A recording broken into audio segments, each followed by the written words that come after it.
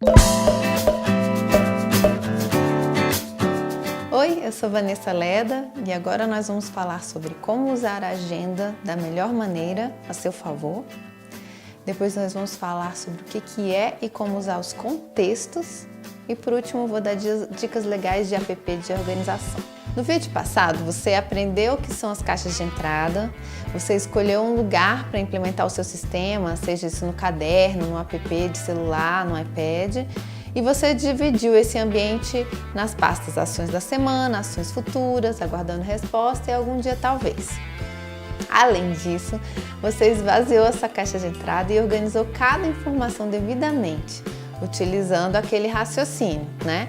Há uma próxima ação? Não, se não há, então vai para o lixo ou para algum dia talvez. Se há uma próxima ação, sim, há uma próxima ação, então ela é executável em menos de 2 minutos? Se sim, executou na mesma hora. Se não, você perguntou, é delegável? Se foi delegável, você delegou e anotou na pasta aguardando resposta. Se não foi delegável, então você mesmo teria que fazer e aí você colocou nas pastas ações da semana ou ações futuras. Então vamos para a agenda. O que você vai colocar na agenda? Primeiro, você vai colocar aquilo que for compromissos com data e hora. Exemplo, uma reunião, uma consulta médica, encontro com os amigos, etc. Você também pode colocar na sua agenda tarefas pontuais que tenham uma data fixa, que tenham um prazo para ser cumprida. E além disso, você pode colocar na sua agenda também uma data uma anotação em alguma data para você lembrar de uma coisa futura, né? Por exemplo, o aniversário de casamento. Então, você quer lembrar e quer planejar uma coisa de um momento especial para o seu aniversário de casamento e para você não esquecer, você anota com um pouquinho de antecedência, planejar ou fazer isso, fazer aquilo. Não escreva todas as tarefas na sua agenda. Mantenha as tarefas naquele seu sistema seguro, caderno, app. Por quê? Porque por experiência própria, quando a gente coloca todas as tarefas na nossa agenda e não coloca em um outro lugar seguro, isso pode gerar confusão, você pode na hora de conferir esquecer e aí ficar uma tarefa para trás e essa tarefa se perder e nunca chegar a ser feita. Ou então você passar por um aperto depois, que deveria ter feito a tarefa e não fez. Separa também um horário na sua agenda para fazer as tarefas mais demoradas. Você não precisa escrever todas as tarefas, mas você tem que separar um horário na sua agenda para você fazer isso. Se você tiver várias tarefas pequenininhas, tente juntar todas no mesmo dia ou no mesmo horário, ou de manhã ou à tarde, e tenta tirar um espaço na sua agenda para você resolver todas de uma vez só. Você vai ver que isso é muito mais produtivo. Não entupa a sua agenda com horários, compromissos e tarefas. Deixa uma margem de respiro entre uma tarefa e outra. Aqui a gente costuma se esforçar para deixar de 20 a 30 minutos entre uma tarefa e outra, porque a gente precisa, respirar mesmo e porque imprevistos podem acontecer. E aí, se acontecerem, você tem uma margem de planejamento e não vai comprometer completamente o que você inicialmente tinha planejado. Outra coisa que é muito importante é você pensar no tempo de deslocamento quando as suas tarefas forem em locais distintos. Então, será que vai ter trânsito? Será que não vai ter? Quanto tempo vai levar de um lugar para o outro? Porque senão você planeja uma atrás da outra, encadeada, e aí você não vai conseguir completar todas as tarefas e compromissos que você quer se você não deixar um espaço entre uma e a outra. Outra coisa que é muito importante é você bloquear mesmo um espaço na sua agenda para você fazer aquela massagem e relaxar, para você brincar com seus filhos ou para você ir para o cinema, estar com seus amigos, enfim, nós precisamos de pausas e nós merecemos essas pausas. E desacelerar é muito importante. Vai te ajudar a viver melhor e vai te dar mais saúde e mais plenitude, mais felicidade. Sabe aquele amigo super legal que você tem um tempão que não vê e aí de repente você vai na rua e encontra com ele e fala: ai cara, tudo bom? E aí, vamos se ver? E aí ele fala, vamos se ver sim, então tá, então eu te ligo, você me liga, só que aquilo nunca acontece, nunca vai pra frente. Então, muitas vezes, isso acontece porque nenhum nem o outro é organizado o suficiente. Ou tem o hábito de agenda, ou tem o hábito de agendar esses compromissos que são, na verdade, para o nosso prazer, né? Para a nossa diversão. Então, se você realmente quer ver esse amigo de novo, marca um horário na agenda com ele imediatamente. Se você usa a agenda do seu celular, puxa e fala, eu posso dia tal, você pode dia tal. Porque, na véspera, né, liga para confirmar o encontro, porque ele pode ter esquecido, mas você não, você agora é uma pessoa organizada e aí você vai lembrar dos seus compromissos porque você vai estar usando a agenda. A gente tem uns amigos que adoram velejar e eles têm veleiro. E aí sempre que a gente encontrava, vamos velejar, e nunca dava certo. Aí quando a gente fez isso, falamos, cadê sua agenda? Que dia que você pode? Nós também, aqui, olha a nossa agenda. Deu certo, foi super legal.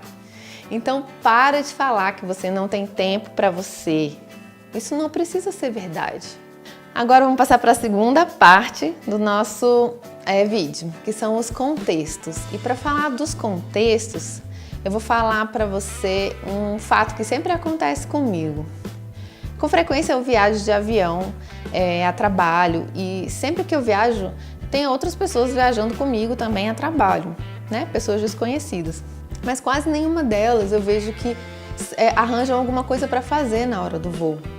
Já eu não, eu sempre carrego comigo uma lista de tarefas que eu posso fazer no voo. E são tarefas offline, né? E é engraçado porque as pessoas elas olham para mim e ficam me olhando assim com uma cara de puxa, se eu tivesse trazido aquele livro, né? Poderia estar fazendo igual a ela, cuidando de outras coisas, em vez de ficar aqui à toa. E realmente o voo é um lugar onde você não tem nada para fazer, né? A não ser ler aquelas revistas da companhia ou ler o guia de pousos de urgência, e quem viaja muito não precisa mais ler. E há companhias que nem permitem mais o uso do celular, mesmo em modo avião. É aí que vem a importância do uso dos contextos. Os contextos, eles são lugares ou situações nos quais você pode ter uma tarefa para fazer. Por exemplo, tem coisas que só dá para fazer na farmácia, outras só dá para fazer no mercado, outras só dá para fazer na frente do computador, do seu computador, porque você resolveu colocar no drive só do computador. Então, você pode fazer o seguinte, você pega aquela sua tarefa que você anotou e vai colocar uma etiqueta. E é uma etiqueta com um contexto, por exemplo, hashtag rua, é uma coisa que você, quando for fazer na rua, você olha e faz na rua. Eu uso muito o hashtag voo, o hashtag papelaria e o farmácia, eu uso bastante. Então quando eu estou passando perto de uma papelaria, por exemplo, eu paro, entro, olho a minha lista, aciono lá o botão de etiqueta de papelaria, eu preciso disso, disso, disso, porque isso não vai estar guardado na sua cabeça. Teve uma vez que eu precisava comprar um copinho plástico de refil, ele é de refil de nebulizador da minha filha. E estava em falta em vários lugares. Eu tinha até procurado pela internet, nem na internet eu estava encontrando. E eu já estava até cansada de procurar por esse nebulizador, esse copinho de nebulizador. E é um copinho de plástico descartável e não dá para usar o nebulizador se não for com esse copinho. E aí eu deixei anotado lá no meu sistema seguro. E aí, um dia eu estava andando numa farmácia diferente, fui olhar minha listinha de coisas que tinha para comprar na farmácia e estava lá o copinho. Falei, custa nada perguntar. E você acredita que eles tinham o tal do copinho? Um copinho baratinho, não custava nem R$10. Eu fiquei tão feliz. Eu tenho certeza que eu nunca lembraria desse copinho se eu não tivesse esse meu sistema fofo. Então, os seus contextos, eles devem ser definidos de acordo com as suas necessidades. Pense nos lugares que você passa, nas coisas que situações que você pode estar vivendo e crie os seus próprios contextos. Agora vamos para a terceira etapa do nosso vídeo, que eu vou falar agora sobre os apps que a gente recomenda. São 4 apps que a gente recomenda. É o Wunderlist, o Todoist, o To-Do e o Evernote. Lá embaixo no worksheet vai estar escrito para vocês, tá? O nome de cada um deles. O Evernote Eu uso mais para as minhas referências, o Fabrício também, para guardar as referências, aquelas que a gente só usa depois, que não está dentro das nossas ações. Eu gosto de guardar lá porque eu posso usar foto, posso tirar foto, posso criar texto e tem vários cadernos, eu uso etiquetas, é bem funcional. Já em relação às tarefas mesmo, que é aquelas que a gente usa diariamente, nós indicamos aqui os outros três, que é o Wunderlist, o Todoist e o To-Do. Nos três você tem como agendar as tarefas para mais na frente, você tem como criar pastas, você tem como criar tarefas, você tem como usar etiquetas em todos eles. E cada um tem sua peculiaridade. O Wunderlist, por exemplo, ele ainda é gratuito. Já o Todoist e o To-Do, eles só são gratuitos na versão simples. Então, não dá para usar etiqueta, né? Uma das funcionalidades que não está disponível na versão simples. Como eu não consigo viver sem etiquetas, eu escolhi um dos outros para utilizar e eu uso o Todoist. Eu prefiro, eu pago uma anuidade e para mim vale super a pena porque eu uso todos os dias.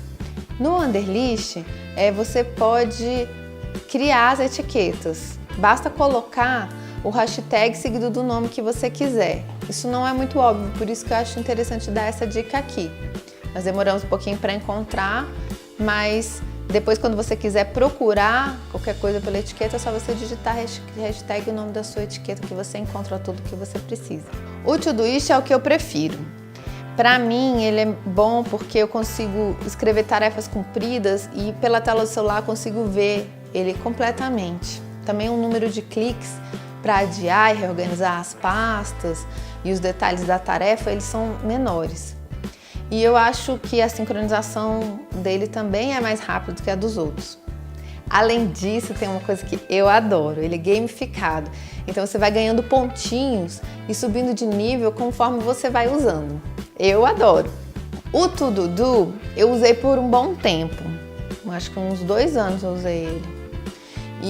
Só que eu usei ele na versão simples, ele é excelente, só que o visual dele é meio anos 80 e isso para mim faz diferença, mas a funcionalidade dele é perfeita. Em todos os 4 é possível você organizar tudo, tanto pelo celular quanto pelo computador, e a sincronização deles é imediata.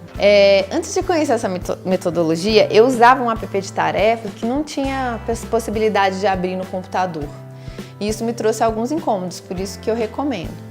Então, se você for experimentar outros apps, na minha opinião, as premissas são as seguintes. Primeiro, você poder usar tanto no computador quanto no celular e ter a sincronização instantânea. Isso para mim é essencial. Você poder também criar pastas e subpastas. Isso é muito bom, muito importante. Terceiro, você ter etiqueta para o uso dos contextos, que eu não vivo sem. Quarto, ser de fácil utilização, rápido, agradável, para você ter vontade de usar, porque afinal todos os dias você vai ter tarefas e todos os dias você vai querer olhar para as suas tarefas. Então, ele tem que ser agradável. Ficamos por aqui, então. No próximo vídeo, você vai ver dicas bem legais sobre como executar de uma maneira produtiva. Tchau, tchau!